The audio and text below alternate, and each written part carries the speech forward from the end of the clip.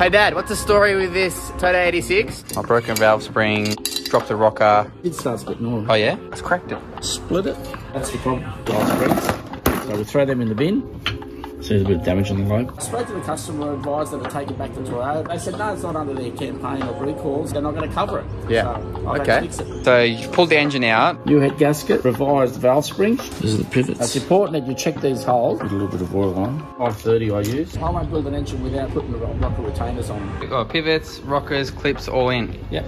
Injector. Don't pull it back out, because if you pull it back out, it's all going to fall apart again. That T-bar's awesome. Touch plate. Yeah. Pressure plate. Pulleys are on. Let's drop it in. That's a cool tool.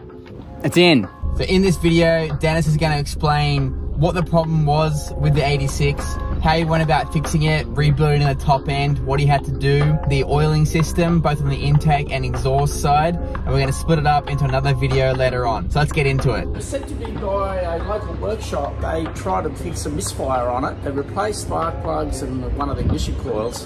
Found that number 2 cylinder had a misfire. Yeah. I suspected electrical as well. Did a compression check on it, and they showed that the compression was down on one cylinder. Although developed a bit of oil leak. Oh, that's right. So you had the car running, and then you noticed that there's an oil leak, and it's coming out of tappet cover, and you're like, well, hang on a minute, this is got a typical valve spring or rocker problem. The noise developed in it and then gradually got worse, and then bang, the rocker must have punched a hole through the rocker cover, oil started leaking everywhere.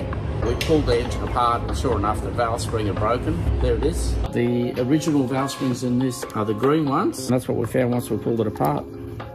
Big problem. And that, I would say, that was probably cracked, but hasn't completely dislodged. While running and testing it, the rocker had fallen out due to that. Yep, there you go. the rocker is actually fallen off. Yep, fallen off. They cracked the rocker cover, and hence all over the place. Lucky we caught it really early. Yep. No damage to the bottom end. Cylinder's good, piston's good. So we just rebuilt the top end. Surface grade on the heads, valve ground. New improved valve springs, genuine. They're coloured blue. Yep. And then our rocker retainer kit as well. And now we're in the process of putting it back together. Here we have no pivots, no rockers, no camshafts, just the head. The head's bolted on, tensioned up. They're the head bolts, yes. Yeah. New head gasket. So the machine shop's actually done the valve springs for me. So the oil is fed through this head, through there. That's an oil gallery through there. Yeah. And there's an oil gallery through there. Yep. Which comes up from the bottom of the block, feeds oil up into this gallery, up in that gallery. This is intake. The oil comes up through that oil gallery and goes up through these little squirters. The pivot doesn't do anything in this on the inlet side. Even this groove here doesn't do anything. The oil in the middle here, that's all just to relieve the pressure so it doesn't get hydraulic lock. If you do get oil underneath it a little bit, so it doesn't sort of slowly pump out. Now this side here is different. Exhaust side relies on this groove in the side of the pivot, not in the middle. And the oil again feeds through this cavity here, casting in the head with a hole right through. That's why you got this plug and this plug on this side. So that is completely drilled through. And there's an oil wade comes up through here.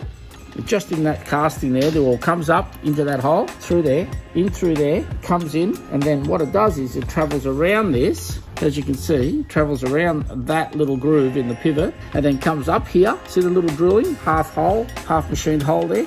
Yep. And that's not joined to the oil gallery, if you can see in there. It's not joined. It's not joined. See, that is not part of that. So oil can't get in from that cavity into here. The way it makes it into there is through this groove. As that goes down, the oil comes around that groove, and that's what controls the amount of oil that comes out of here. No matter where that is, that'll still get oil around it.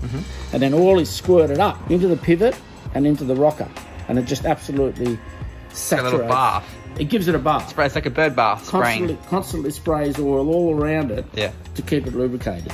So how come the intake and exhaust side are different? It's the way it's designed, the valve angling, the layout of the valves and the rockers. And you've got to make sure that these holes are nice and free, because they're the squirters to lubricate your pivots and all your rocker gear. Because sometimes when they come back from an engineering shop, they sandblast the heads, and if they're not cleaned properly, there may be some sand built up in here and blocking these all ways off. You could get a bit of silicon stuck in there somehow, and it doesn't take much to block these up. No. And then that rocker might only be one, will starve of oil and cause all sorts of problems. So this is one where the rockers spring broke.